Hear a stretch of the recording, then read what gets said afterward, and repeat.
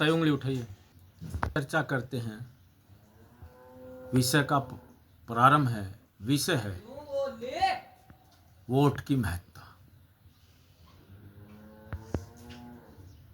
यानी भारतीय संविधान के अंदर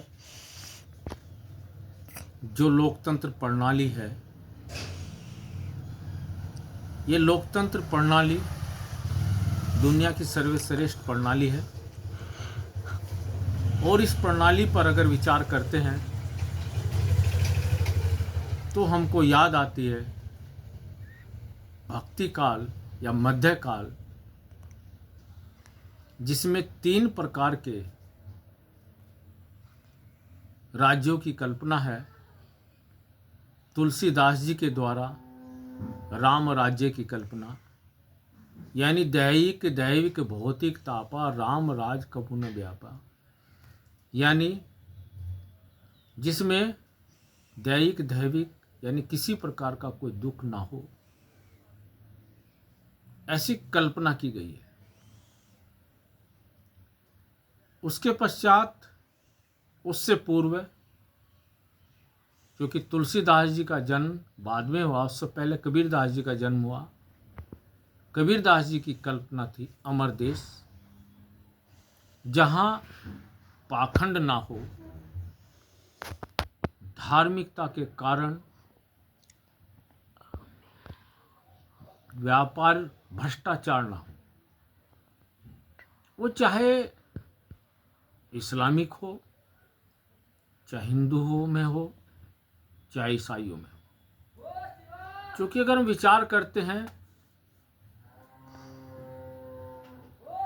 ईसाइयों के यहाँ भी कैथोलिक और प्रोटेस्टेंट 2 धर्म चले। जहाँ ज़्यादा आडंबर आया तो उसमें भी 2 भाग हुए। इस्लाम में भी शिया सुन्नी का विभाजन हुआ, उसका भी यही कारण रहा। भारत के अंदर भी जब पाखंड आडंबर बढ़ा तो उस समय कबीरदास जी, तुलसीदास जी, रविदास जी ने उसका विरोध किया और अमर देश की कल्पना कबीरदास जी ने की। लेकिन इन सब में सबसे श्रेष्ठ जो कल्पना दी गई है, जो वर्तमान लोकतंत्र की है, वो थी संत रविदास जी का बेगमपुरा शहर। बेगमपुरा शहर यानी क्या?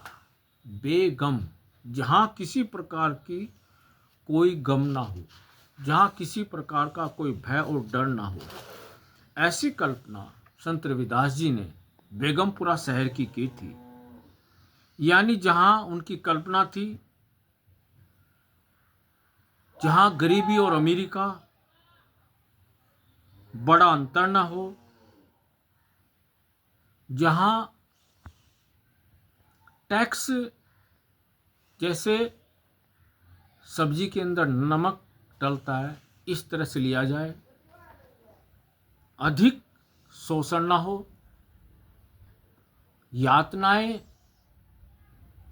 न्यायपूर्वक दी जाए, जहाँ यातना भी ना दी जाए। यानी जब न्याय ठीक प्रकार से होगा, किसी का शोषण नहीं होगा, समानता की बात होगी, बंधुत्व होगा, मौलिक कर्तव्य मौलिक अधिकारों पर विचार होगा, तब उस शहर के अंदर किसी का भय नहीं होगा, यानी न्याय की चर्चा होगी।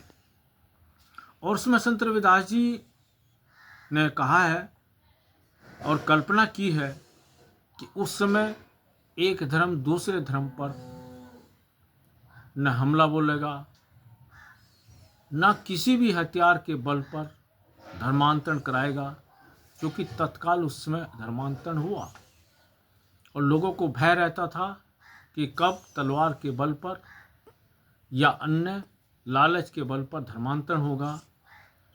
यानी जो अनुच्छेद 30 के अंतर्गत दिया गया है, यानी धार्मिक स्वतंत्रता, उसकी भी चर्चा कबीरदास जी ने की है। और इसी प्रकार से देश के अंदर कहीं भी कोई भी जाति व्यवस्था नहीं होगी, जाति व्यवस्था से देश मुक्त होगा, समानता होगी, कर्तव्य के प्रति निष्ठा होगी, सत्ता पक्ष न्याय, आर्थिक, सामाजिक, धार्मिक तीनों प्रकार का न्याय मिलेगा और सबको अब आर्थिक, सामाजिक और धार्मिक आज़ादी होगी। और जब ये सभी चीज़ें होंगी, बंधुत्व भी होगी, समता भी होगी, समानता भी होगी, समरसता भी होगी, आत्मीयता और प्रेम का भाव भी होगा, तब उस परिस्थिति में हम विचार कर सकते हैं वो देश, उस देश के अंदर वास्तविक लोकतंत्र होगा। और उस वास्तविक लोकतंत्र के लिए डॉक्टर बाबा साहब भीमराव अम्बेडकर ने संघर्ष किया और उस लोकतंत्र प्रणाली में सभी को वोट का अधिकार दिया गया। और इसलिए उस वोट के अधिकार के अंदर उसकी क्या महत्ता है, इस पर हम विचार करेंगे कि कितना महत्वपूर्ण विषय है। कि जैसे पिछले विषय में चर्चा की गई थी, राष्ट्र के प्रति हमारा क्या कर्तव्य है, और फिर चर्चा हुई राष्ट्र के प्रति या राष्ट्र में भारतीय संविधान के अंदर क्या मौलिक अधिकार दिए। जो मौलिक अधिकार हैं, ये मौलिक अधिकार राजनीतिक स्थापना के लिए है, लेकिन आर्थिक स्थापना के लिए संविधान में केंद्र को, विभिन्न राज्यों को नीति निर्देश दिए गए हैं कि वे अपने अनुसार वहाँ कल्याणकारी योजना चर्चा करेंगे, यानी कल्याणकारी योजना लागू करेंगे। शेष अगले वीडियो।